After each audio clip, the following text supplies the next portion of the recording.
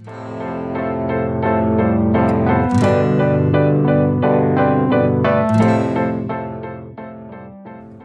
YouTube, Pallav here, and today we're going to talk about 5 DSLRs that I believe are perfect if you are starting on your photographic journey, or maybe you're just upgrading from point and shoot camera to a more complex, relatively more complex DSLR camera. So we're going to talk about 5 cameras here. Number 5 is the Sony A58, and let's see what does it take. It's 33K with an 18 to 55mm. I'll give it cheap enough. The number 1, anything less than 45 to 50K, I'll call it cheap enough, because that's where DSLRs mostly fall in.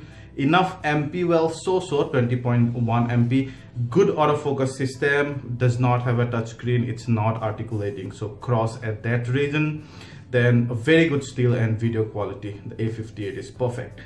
Easy UI, no, I hate Sony UIs both in the mirrorless as well as in the DSLRs. Their menu items are, as I told you before, like, you know, hidden right below somewhere in the UI. It's very hard to find.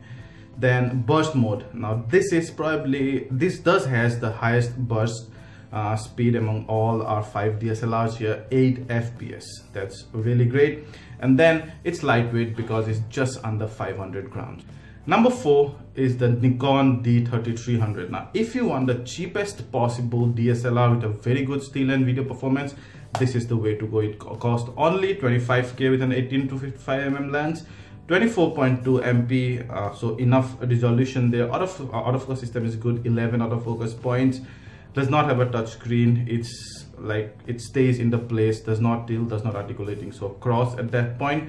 But comes with very good still and video performance, plus easy to use UI. I always love Nikon and Canon UIs. They are very easy to use, very user intuitive. Everything you want, you'll find it right there.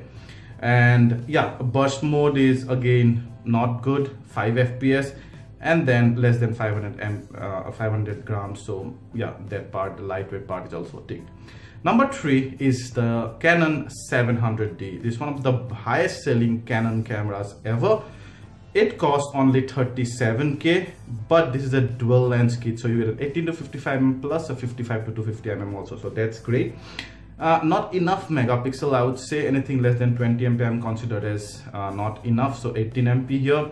9-point autofocus system, very less autofocus points, but then all are cross type, so good to lock focus on even during low light, but then not enough autofocus system to cover most of the frame.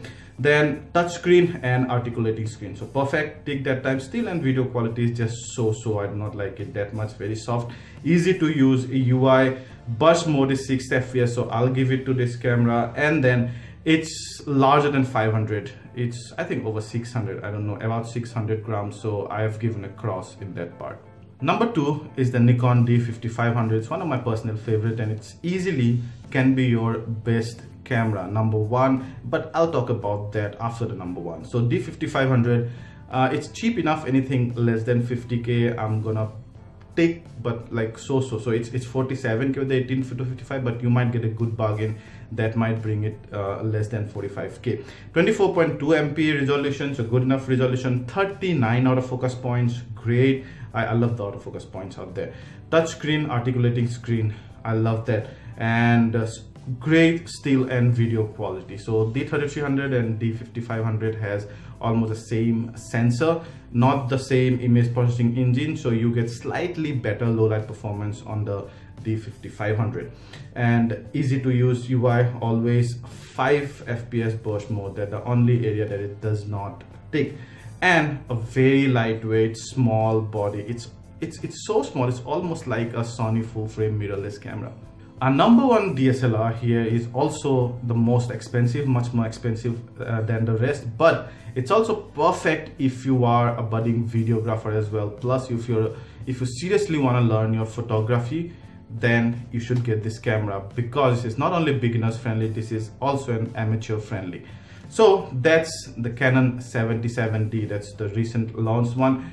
So 65K with the 18 to 55mm, so definitely you can see it's much more expensive than others. But what comes in the 65K is enough MP, enough megapixel, 24.2 megapixel.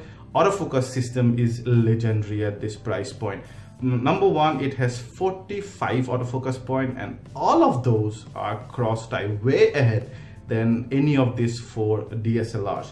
Then another thing is that during video it has the dual pixel CMOS autofocus system that comes with the 80D. It's the same one, so amazing video continuous autofocus system. It also comes with touchscreen, articulating screen, of course, brilliant still and video quality, easy to use UI, burst mode is 6 FPS, so I'll give it to it, and it's also less than 500 grams, so lightweight and small as well. So then guys, there it is, our top 5 DSLR for beginners. Now, as I told you before, anytime the D50-500 can become your number one DSLR, but still, why did I give the 70-70 the number one position? Okay, you can straight away go for the D50-500 if number one, you do not have the budget, enough budget that is. Number two, if you want purely still quality, which is almost equivalent to the 77D, and you do not care about the video quality much, plus you want all the Nikon lenses and a very lightweight and smaller body. But the 77D hold the first position mainly because of this reason. Number one, if your video features is equally important to the still, then the 77D is way ahead of the D50-500 in terms of both video quality and the video autofocus system. If you're a vlogger, then the 77D is the way to go. Although it's almost 27-20K more expensive than D50-500, but the 77D's got some advanced feature. Now, once you start using a camera, if you seriously want to learn photography, you'll quickly clear the threshold of learning curve, and then you'll quickly yearn for some advanced features so that you can take more advantage of the DSLR's feature. Now, the D50-500 probably will get obsolete in another 2 years. Now, when you buy a camera, it's not like phone. You do not buy a camera for like 2 years or even 3 years. You buy a camera for a number of years. And if you're a beginner, when you quickly learn the camera in like a year or half, then you would look for those advanced camera, and then that 77D will still satiate that photography hunger because it has enough advanced feature to quench your thirst even when you become a serious amateur.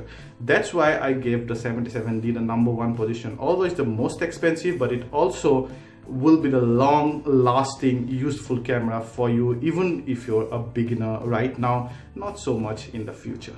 Thank you.